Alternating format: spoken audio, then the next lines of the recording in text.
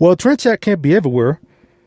So while we were in Denver for the Western Conservative Summit, in Las Vegas, the Young Latino Leadership Summit, the Atlas Summit, and FreedomFest was going on.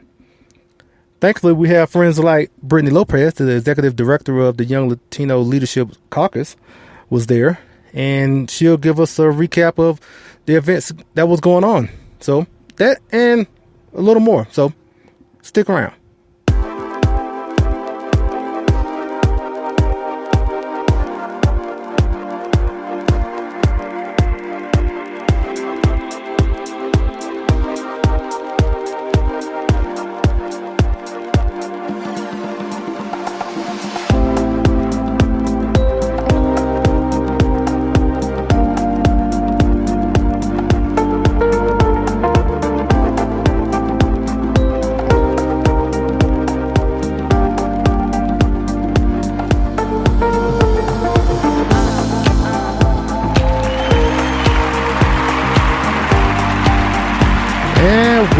Welcome everybody. Welcome to another episode of TrendChat.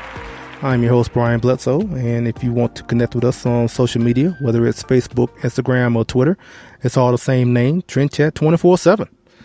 And I write for politichicks.com. If you want to read some of my articles there, just go to politichicks.com/author/Brian Bledsoe. So, as I said in the beginning, there were a number of events going on at the same time that myself was, I was interested in going to, but unfortunately, I wasn't able to make all of the events. And just so if people don't know, I'm a truck driver, and the way I'm able to go to these events is I would coordinate my loads to pick up a load somewhere to go to wherever the event is, whether it's like CPAC going up to DC or to Denver where where we're at now. And so that's how I'm able to go to these events and get you this fabulous content and these interviews. And so at the Western Conservative Summit, we got a number of interviews. It was a great event. Had a good time there, meeting up with friends and then meeting new friends. So, and we'll get to those interviews in the next couple of days, but today, we're just going to talk about the Young Latino Leadership Summit, the Atlas Summit, and the FreedomFest, which were all going on in Las Vegas, Nevada. And since I wasn't able to be there, thankfully, we have Britney Lopez to give us the rundown of what happened there. So, actually, we're not going to hold off too much longer. We're just going to get straight into the interview, actually, so you can have an idea of what happened in all those events in Las Vegas. So without further ado, here is our interview with Britney Lopez. Hello, this is TrendChat. And last week there were a number of events going on, and unfortunately I couldn't attend them all, but good thing we have friends like Britney Lopez, so she can, I guess, tell us about the other events, given that I guess the Young Latino Leadership Summit, Atlas Summit, and FreedomFest were all in Las Vegas. So proud to have Britney with us to give us her input and get summary on all those events. How you doing, Britney? Hi, Ron. Thanks for having me. Yeah. So which one started first? So in order, it went the Latino Summit, the Atlas Summit, and then FreedomFest. All right. Well, I guess start with the first. Yeah, the first one, so the Young Latino Leadership Summit is an annual conference Turning Point USA hosts every year, and then invites a bunch of Latino conservatives, or at least recruits people who are of Latino who are interested in conservative values and politics, and they pay for all the expenses, and it's just a really great event like no other. There's no other organization that does this for us. There's no other party that does this for us. That strictly is for young Latinos. And we have some of the most active members of Turning Point USA at the summit. The Latino community in Turning Point USA happens to be the most active activists in conservative politics. Okay. Now, the Young Latino Leadership Summit and the Atlas Summit, they actually were kind of together, right? So Atlas Society partnered with us, and they did a lot of education on Ayn Rand and painting broad strokes around libertarian conservative values to appeal to all types of right-leaning activists and politicos. Also, during this time, people were open to come from non-Turning Point stuff. They were able to come and sit in with us and learn more about the Atlas Society. I know Jennifer Grossman, she did a really good job explaining Ayn Rand values, why it's so important, and why it's so important to keep Ayn Rand in the literature in colleges and universities, because right now what we're having is kind of this book ban with famous conservative authors and famous conservative literature, and right now they're like, Ayn Rand is supposedly a racist, a greedy woman versus Karl Marx, so we'd rather just read Karl Marx, which obviously that's not true. So they ban Ayn Rand books, but they don't ban Karl Marx. It's just a bad thing that's happening on college campuses, that she really made that issue part of her speech. Oh, okay. And now, was there I guess general sessions where there was just speeches, or did they have breakout sessions and whatnot?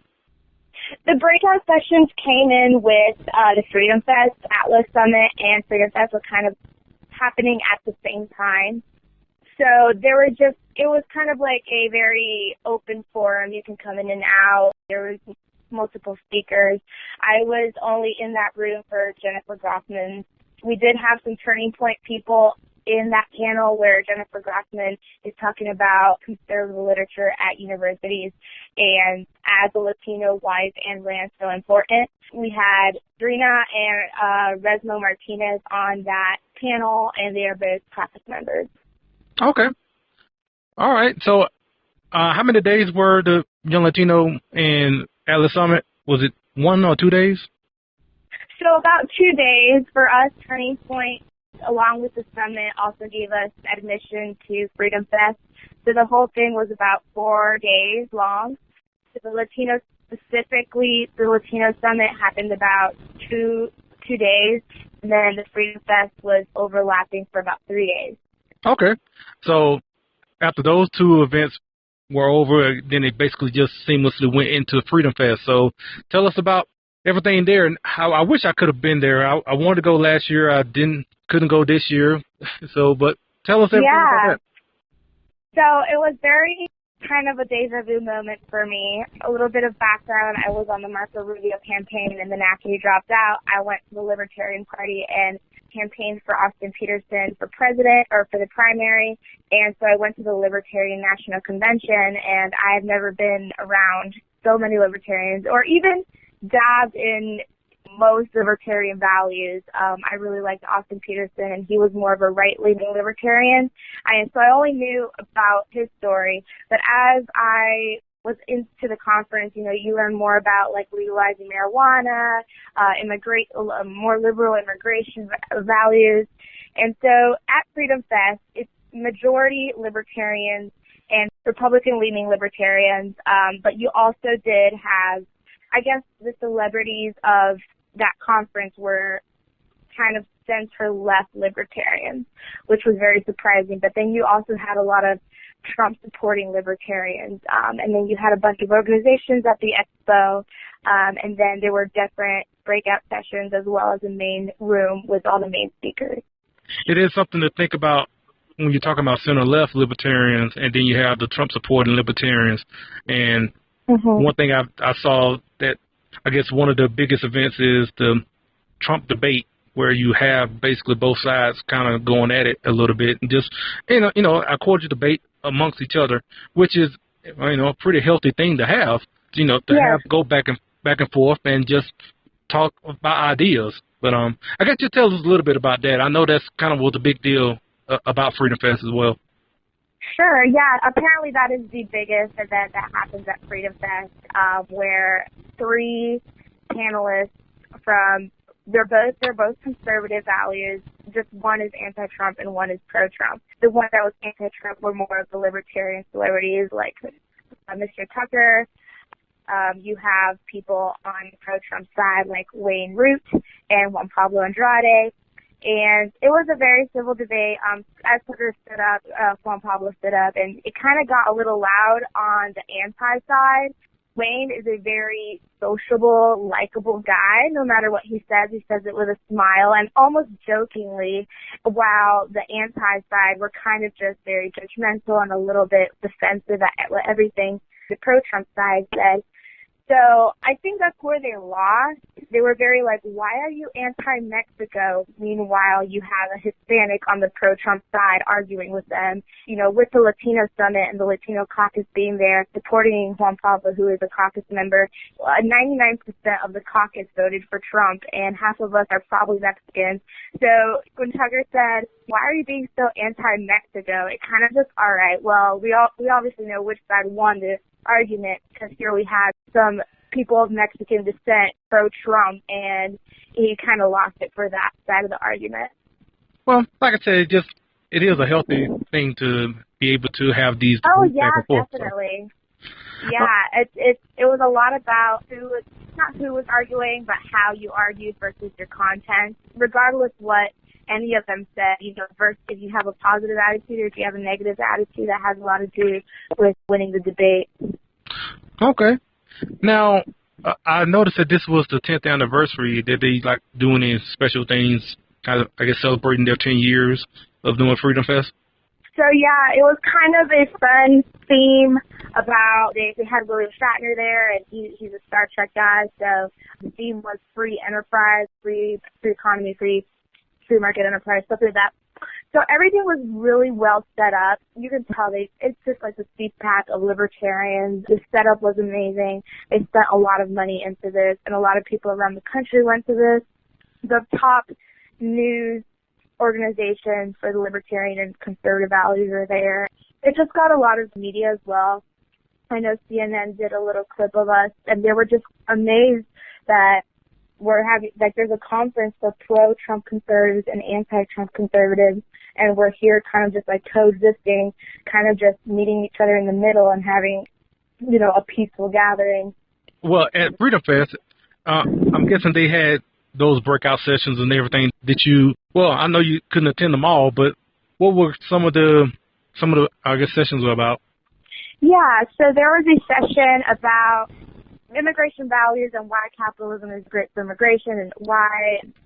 So they had people, Juan Pablo Andrade, this young kid who is from North Korean descent, and then you had an African American, and they were just talking about why capitalism is great for their community, what they dealt with their families when they were in the other countries.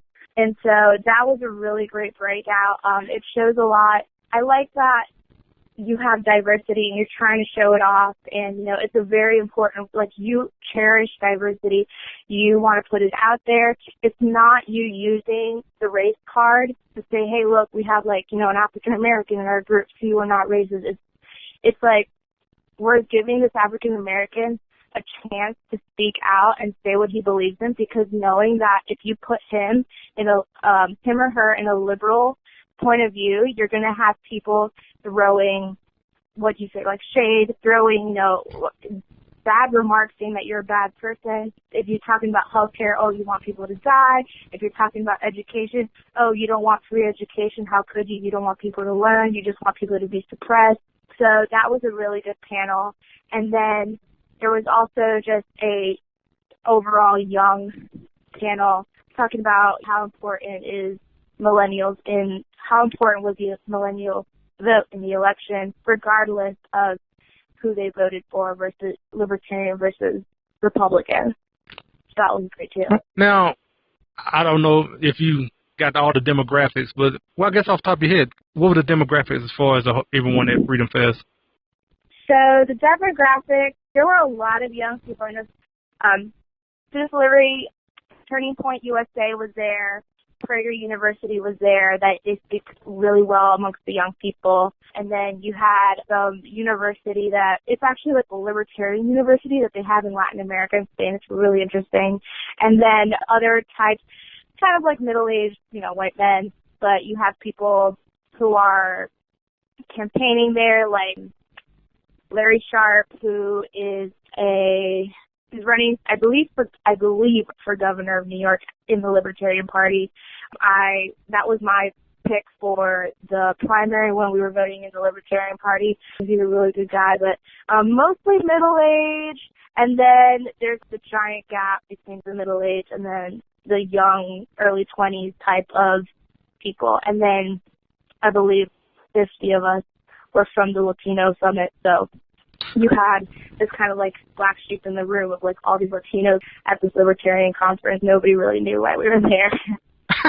Well, I don't know why. I mean, it's not like having Latinos there as far as being libertarian should be boring to, Right. No, it's just like they never seen this before. Like, it was a turning point who brought, this demographic to the Libertarian Party. Because not a lot of Latinos are libertarian. They either go left or right, but nothing really, if they are in the middle, they just aren't very educated enough to just say that I'm a libertarian. Even though Hispanic culture is traditionally, it's very libertarian, very right-leaning. So it was just kind of interesting to hear so many, oh my gosh, thank you for coming. You don't understand, everyone thinks libertarians are just middle-aged single white dudes. You know what I mean? It makes it seem like everybody that is, if you're not a Democrat, you're just a middle-aged white man. Like, even if you're talking about Republican or Libertarian, all the minorities are all on Democrat. Like, they can't be nothing else. Yeah, it's really, and they're not pointing you out because you're brown. They're just like, there's a group of us, and they're just, oh my gosh, like, where are you coming from? Who brought you here? How did you find out about us? Because they were trying to tap into certain demographics that they couldn't tap into before. And Turning Point had the resources, and they're like, hey, a lot of our Latinos from this conference, there's a lot of libertarian, and they're very open-minded, and they're one of the best activists we have. So if we can work together, we'll bring them to this great event and essentially kind of give us a resource to have our activists to get our education, and then they can have that demographic of, learning how to appeal to our summit, to our caucus. Yeah, and plus also you have the Young Latino Leadership Caucus as well, which you are. Off the top of my head, I've forgotten. Oh, yeah, I'm the executive director. See, is the yeah. I was executive director was in my head. I was like, just say it, but no, it just kind of slipped my mind time I said that. But yeah, so now you have all of you there as well, and so as far as now I know I've already asked you about the demographics, but it was how many days? Freedom Fest itself about 3 or 4 days. 4 days, 18th to the 22nd. I know you mentioned that, so you will support Austin Peterson for president for the Libertarian Party last year. So was he there this year? He was not there. He's actually, he's actually getting a lot of momentum. He's kind of busy running for Senate of Missouri. I believe it's Missouri. So he's actually running for Senate under the Republican Party now. So he's getting a lot of momentum. A lot of Republicans really liked him. He was the most, during the convention, a lot of Republicans went because they were lost that all they had was Trump. So they went to the Libertarian Party, and they found Austin Peterson, who is a pro-life conservative, but he is very much a free thinker, and he is very much a libertarian in that way. Okay. So he gained a lot of momentum in the Republican Party because he brought so many people over to the Libertarian Party. But we think he's going to be a lot more successful in the Republican Party. I feel like it's not really changing his values at all. It's just a way to get more momentum. Okay. Well, I was wondering about that because I was going to ask, was there any talk about him running as a Republican? Were the Libertarians feeling betrayed or something like that? That's why I was just wondering. Right. I mean, for those Libertarians that think it's a stab in the back to run as Republican, I think it's a very smart move to have Libertarians go and infiltrate the Republican Party. If they really want change, that's a great way to do it, not to just stand there with your arms crossed and say, we're the Libertarian Party, you're either with us or without. During the Trump primary election, you had a lot of just confused Republicans, and they Trump, they're not for Trump, but it's the only choice, and they look to the Libertarian Party, and the Libertarians, well, you either want to legalize weed or you don't. Austin Peterson made a very, very, very important stance that he was pro-life in the Libertarian Party, and that was very, very brave of him, and that's what won the Republican vote within the Libertarian Party. So I don't, there was not much talk about it, but I think he's going to do very well in the Republican Party. I know that he knows what he's doing, and I think it's a very smart idea to have libertarian free thinkers. If you can't, it's kind of like if you can't beat them, join them, but it's actually, if you can't beat them, join them and make it better. So that's what he's trying to do right now. Okay. So everything at Freedom Fest, I guess I would ask you, what was your, I guess, the favorite part for you, favorite speech or moment or whatnot? My favorite part, obviously the Young Latino Leadership Summit.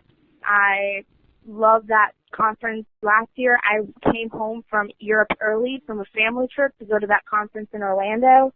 This year was in Vegas, so I was certainly not missing that.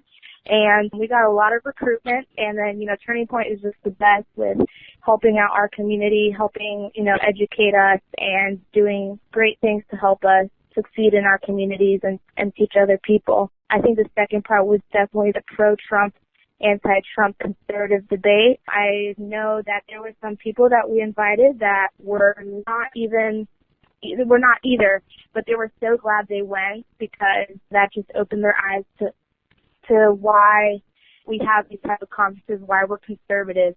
We all don't believe in 100% the government, but that doesn't mean we can't love our country and we can't support our president.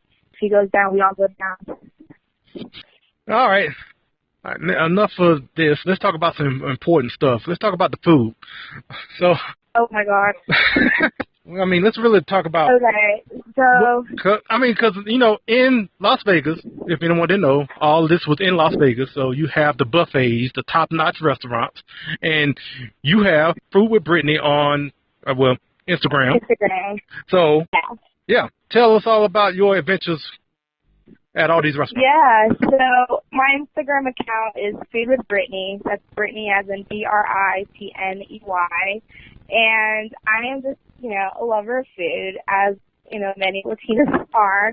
But I just like art for me. Like, it's literally just like, if I could study cooking and all that stuff, I would. But, I didn't touch gambling at all. I was, you know what, I'm just going to spend my money at a restaurant and I'm going to win every time. The first day I went there, literally took me 3 months to reserve one seat at this restaurant. So I ate by myself. It was the mother of all buffets, and it only happens on Sunday. Wow. Mind you, it was expensive, but it was very, very worth it. They had unlimited champagne, Bloody Marys, mimosas. They had unlimited filet mignon, Alaskan king crab, lobster tail, like really fancy mashed potatoes, really fancy desserts, unlimited caviar. I actually had caviar with my pancakes. That was like so interesting. I felt so bougie. And I was having the time of my life, even though I was by myself, and there was that restaurant. I went to another buffet at the Hotel. Hold up. Yeah. What was the restaurant you went to? Oh, okay. So it's the BLT Steak Restaurant at Bally's, and every Sunday they have the Sterling Brunch, and it's $100 a person, but usually if you eat at a nice restaurant in Las Vegas, you're about to spend $80 on one meal. So you might as well just pay the extra $20, $40 and get all-you-can-eat filet mignon. I mean, you can't really beat that, even though, it's $100, but you can't beat it, to be honest. Yeah, all-you-can-eat filet mignon. That sounds pretty good. So, now you said you had to wait 3 months to get a reservation to this place? Is that right? I mind my friends and stuff like that. I know a lot of them don't feel like spending $100 to eat caviar, but knowing the foodie I am, I just had to, you have to do it once at least, go to a really nice restaurant and then just enjoy yourself. So, yeah, I was just unlimited. It was crazy. Wow. I didn't think about a place that, I mean, I guess I could think of some places, but yeah, I just to think of actually doing that. Yeah, I use an app called OpenTable, and I'm like obsessed with it because you gain points, but that's literally just making me want to spend more money because I want to gain points. And literally it's like 2,000 points gets you $20, but you have to go to like 20 restaurants after that. Oh. It's a really good idea, but like obviously it's tricking the consumer. But I was every day since January, or since like January, March, trying to get a seat at this restaurant, and there was always no time available. And I would go about every day, and I was like, okay, well, let me switch it from 2 to a table to 1 to a table, so I couldn't invite anybody. And maybe about 2 weeks later, I found one reservation at like 12:45, and mind you, I got off the plane about 10 o'clock in the morning. So from 10 in the morning, I had to make a reservation. I had to go to my reservation at 12:45, but it was very well worth it. I'm so glad I stayed on top of it. It was definitely a life moment for me. That's kind of weird, but food is just that great. So you had all you can eat filet mignon, and then you said some sort of dessert. Yeah, there were cake pops and chocolates and brownies and cups made out of chocolate and just very beautiful, artsy-looking dessert. I don't even know what it was, but it was great. And then, then if you ever want to have caviar and pancakes with unlimited champagne, go over there. Okay. Then where else did you go to? So, very memorable places I went to was the buffet at the Wynn.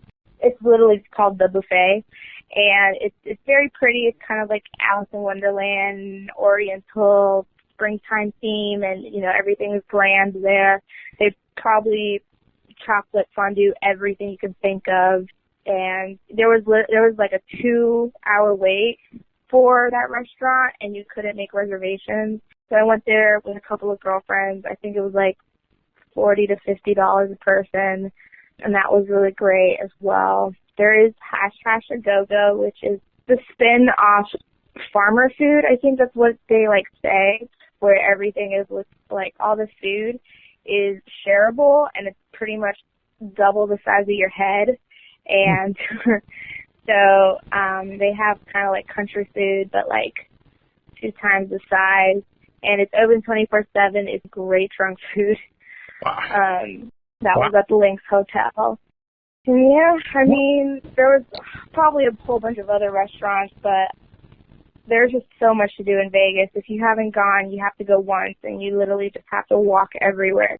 I don't think 2 days will do, 4 days will do you justice. You probably have to spend a week there. Yeah, I've actually went once, and basically only spent a day, so I was kind of just stuck in one hotel, the area, which was, I guess how you saying it right. They had this huge buffet, a buffet I'd never seen before in there, so I have no idea about the rest of them. So what about the restaurant, I guess, where you stayed at? I don't know where you stayed in Vegas.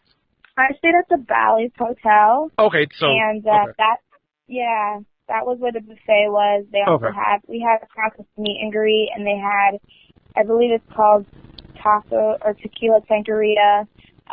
Usually when we have our Caucus meet and greet, where people from the Latino Summit who are not in the Caucus can come meet us and talk about politics and how they can advance their political endeavors. We usually have that every time we have a summit, and we usually have to pick. We don't have to, but it's a good idea to pick a Hispanic restaurant. And there was barely any Caribbean influence in Las Vegas. There's only Central American Mexican food. We chose that, and it was really good. I had nachos. It was really good. Well, were they gourmet nachos? It was I don't know. It was just huge. It was a huge play. I had to share it, but it was just a good time. Everyone loves the food. We had Prager University talk at our meet and greet. We had, me and our chairman, Daniel Herrera, who is running for councilman in Charlotte, North Carolina. And then we actually had a special surprise that, his name is Sean, and he's running for Congress in California. I don't think he's been primaried yet or anything, but he's running for Congress in California, and we had a caucus member who brought him. He was just checking out the conference, and they recognized each other, so we brought him to the meet and greet, and he had lunch with us. So he was really, really nice, and he very much reminds me of a Thomas Massey, who I really love. So we're as Latinos in our caucus, even though he's not Latino, but he's from California, and he did show his support for us, and he just thinks we're incredibly awesome. And since our values line up, I think we're going to help him out as much as we can. So with everything with the Freedom Fest and the Young Latino Leadership Summit, Atlas Summit, I thank you for your summary and everything that was going on there. And I guess let us know how to get in touch with the Young Latino Leadership Caucus and with Britney. Yeah, so I'm always reachable on Facebook. My name is Britney Lopez. I always have to spell it out. So Britney, and then you can follow the Young Latino Leadership Caucus at the Latin Leaders on Twitter, and we're basically at the Latin Leaders pretty much everywhere else, even on Facebook, and we post almost weekly, almost daily about stuff that our activists are doing, whether they're running for office, they are on major news networks, or they're working for the president. So it's really important that we get support. We're in the works of possibly, as a caucus, we love conferences. We go together all the time, and we always meet each other, even if it has nothing to do with the Latino Summit or Turning Point or anything else. But next year, we are just looking, and we are setting a goal on probably having the biggest Latino conference, Latino conservative conference ever. So we're kind of trying to gain momentum as fast as we can, because next year I think we're going to have some huge things now that we won the election and we have a pro-capitalist president who hates what's happening in Cuba and hates what's happening in Venezuela. I seriously think, and he really cares about the Hispanic community. He doesn't want bad people. He doesn't want bad people to tarnish our values, tarnish our image. He who truly cares about immigration, and I don't believe it's anything having to do with racism. But now that we have a pro-Hispanic and pro-Hispanic value House, Senate, and President, I think we're going to go and try to build our caucus as much as possible and make America a little bit more aware of these pro-conservative Hispanics, that we are one of the largest minorities in the country, and I think it'll really help everything that's happening in America if we have another foot up. All right. Well, Britney Lopez, thank you so much for your time. Thank you so much for having me. Yep, and thanks for Britney for joining us.